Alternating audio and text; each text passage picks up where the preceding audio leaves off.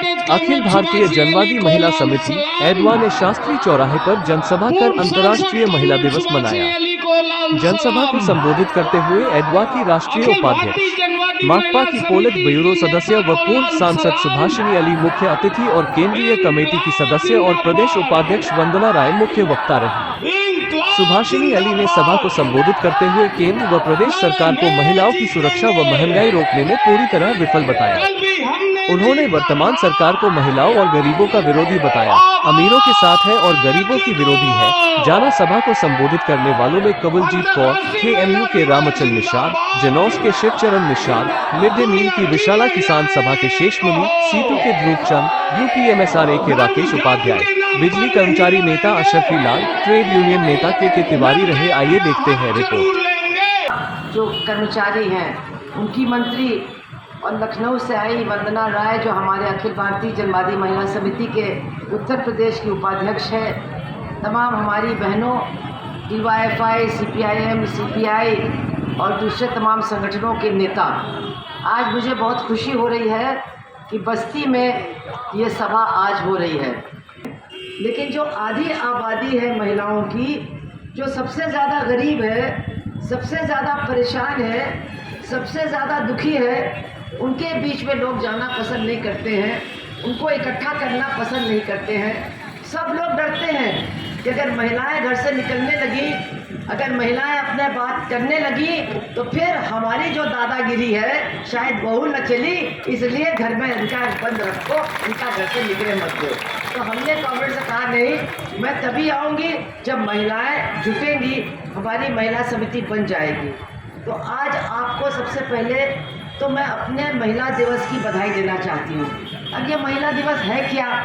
जैसे होली होती है, जैसे दिवाली होती है, जैसे रक्षाबंधन, ईद बड़ा दिन होता है, वैसे दुनिया भर की जो आधी आबादी है महिलाओं की, एक महिलाओं का भी त्योहार है जो पूरी दुनिया में मनाया जाता है और उसका नाम है अंतर्राष्ट्रीय महिला दिवस। महिलाएं जुटती हैं, अपनी बात करती हैं और आगे की लड़ाई की तैयारी करती हैं। अब की साल तो हमारा 8 मार्च पड़ गया होली में, तो अब होली में तो कोई मीटिंग वीटिंग हो नहीं सकती है। एक तो घर में भी काम रहता है, हालांकि मोदी जी ने अब काम बहुत कम कर दिया है। मोदी जी ने बहुत अच्छा किया, महिलाओं का काम बहुत कम कर दिया। इतनी महंगाई कर दी, इतनी महंगाई कर दी कि अब गुजिया भी नहीं बनाना पड़ता है, अब चाय भी नहीं पिलानी पड़ती है, अब कुछ दिन बाद अब खाना भी नहीं बनाना पड़ेगा क्योंकि किसी के घर में खाना बनाने के लिए वो पैसा नहीं होगा। तो सब लोगों को मोदी जी का बहुत धन्यवाद देना चाहिए कि और बढ़ावा और हमारा काम और ज़्यादा कम करा। अब भूखे मरने के अलावा कोई काम बचेगा नहीं हम लोगों के लिए इस देश में, ठीक है ना। ये है मोदी जी, बहुत फोटो अपनी लगवाते हैं लेकिन सच्चाई कुछ और है।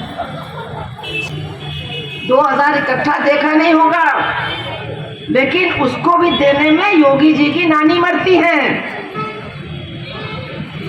क्या कह रहे हैं? हम मंदिर के लिए हजारों करोड़ रुपए फूकेंगे।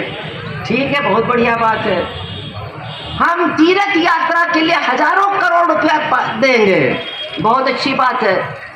लेकिन अगर गरीब का पेट नहीं पालोगे, गरीब जिंदा नहीं होगा, तो मंदिर में जाएगा कौन, घंटी कौन बजाएगा, तीर्थ यात्रा में कौन निकलेगा?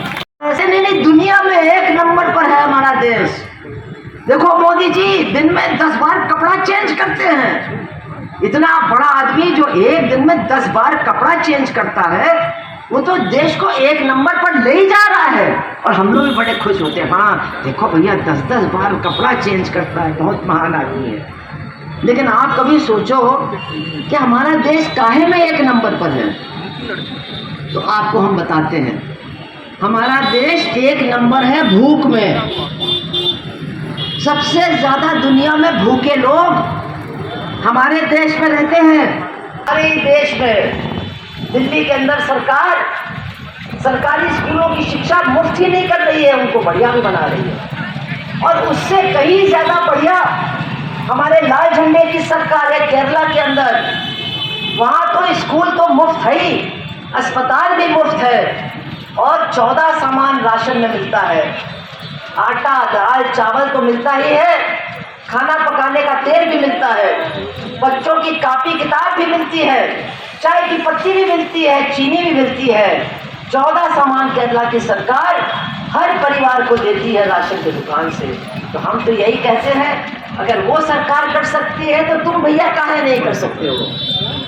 वो तो छोटा सा राज्य है, तुम्हारा तो इतना बड़ा उत्तर प्रदेश है, लेकिन ये महिला विरोधी सरकार है, ये गरीब विरोधी सरकार है। ये सिर्फ लोगों को लड़ाना जानती है, सिर्फ गरीबों के घर के ऊपर बुलडोजर चलाना जानती है, ये न्याय करना नहीं जानती। शुरू में लोग बड़े खुश हुए, ये बुलडोजर नया लोगों के घरों पे चल रहा है। लोगों ने दिल में कहा ठीक है, बढ़िया है, कहा होगा, तुम लोगों में से भी कुछ ने कहा होगा। लेकिन अभी हमारे कानपुर में क्या हुआ, एक मिश्रा परिवार, उनका घर तोड़ने के लिए सरकार आ गई बुलडोजर लेकर के, और माँ बेटी घर के अंदर, घर में लग गई आग, बचाया नहीं उनको। उस जलते हुए घर पर बुलडोजर चढ़ा करके माँ बेटी को चिथड़े टुकड़े टुकड़े करके उनको मार डाला गया। तो ये जो बस्ती के अंदर क्या हो रहा है, जो गरीब लोग बसे थे छोटी छोटी जगहों पर मड़ैया डाल करके, आज उनका घर साफ किया जा रहा है, उनके घरों को तोड़ा जा रहा है। कहा जा रहा है कि गरीबों के लिए अब रहने की कोई जगह नहीं है, शहर में रहोगे तो भगाए जाओगे, जंगल में रहोगे तो भगाए जाओगे।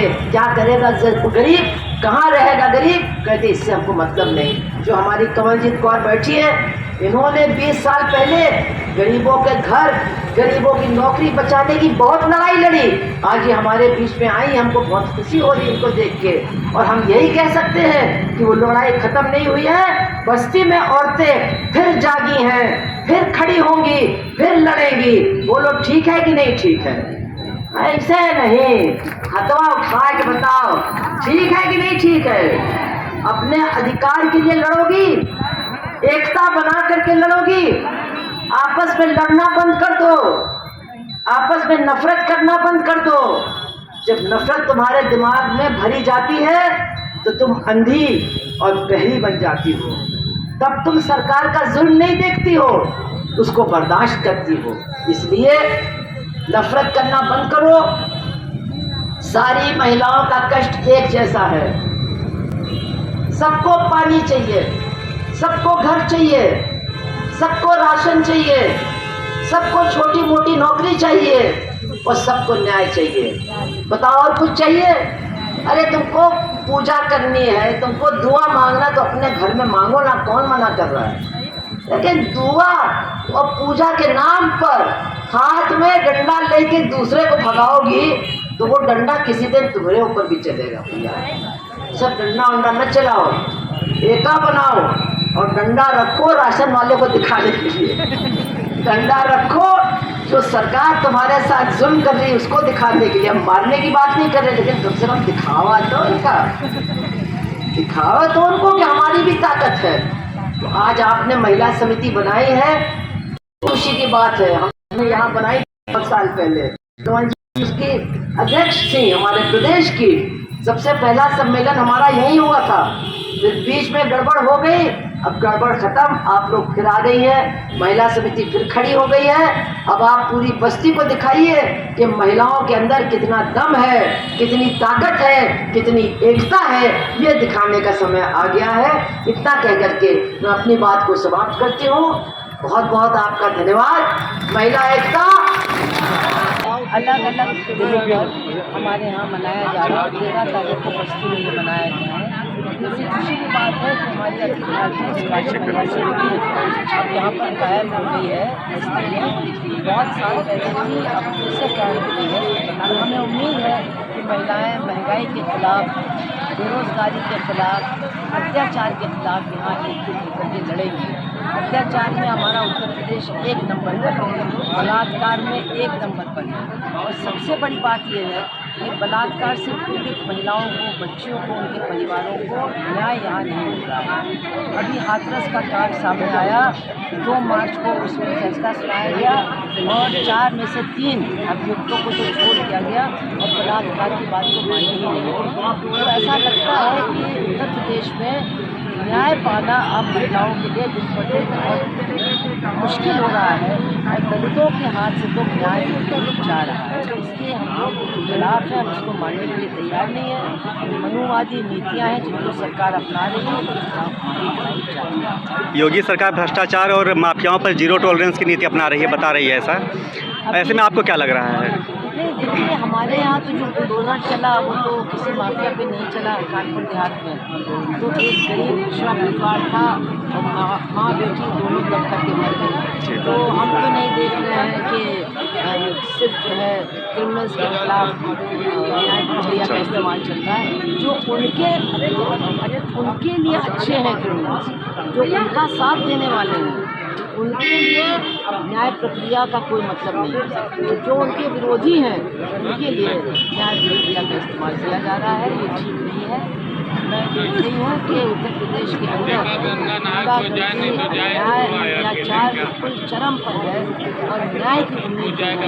अभी आपने देखा कि एक एसपी फोन के ऊपर 20 लाख रुपए की रिश्वत मांग रहा है, इसका पूरा क्या होगा उसमें जब हम जाँच करते और कोई कुछ करता है तो जाँच कुछ नहीं की, सीधा घर चल जाता है। ये जो दोहरा मापदंड है, ये जो दो तरह की न्याय प्रक्रिया चल रही है, ये किसी भी समाज के लिए अच्छी नहीं है। अंतर्राष्ट्रीय महिला दिवस पर आप बस्ती की महिलाओं को या अपनी कार्य समिति के सदस्यों को क्या संदेश देना चाहेंगी? बस्ती हमारे राष्ट्रीय स्वतंत्रता संग्राम में बहुत महत्वपूर्ण रहा है, लेकिन आज बस्ती हमारे उत्तर प्रदेश में एक पिछड़ा ज़िला बन करके रह गया है। मैं यहाँ की महिलाओं से यही कहूँगी कि आप लोग अपनी ताकत को पहचानिए, अपनी एकता को बनाइए, धर्म के नाम पर, जाति के नाम पर मत बटिए और समाज के अधिकारों के लिए लड़ाई लड़िए, महिलाओं की समानता की लड़ाई को लड़िए।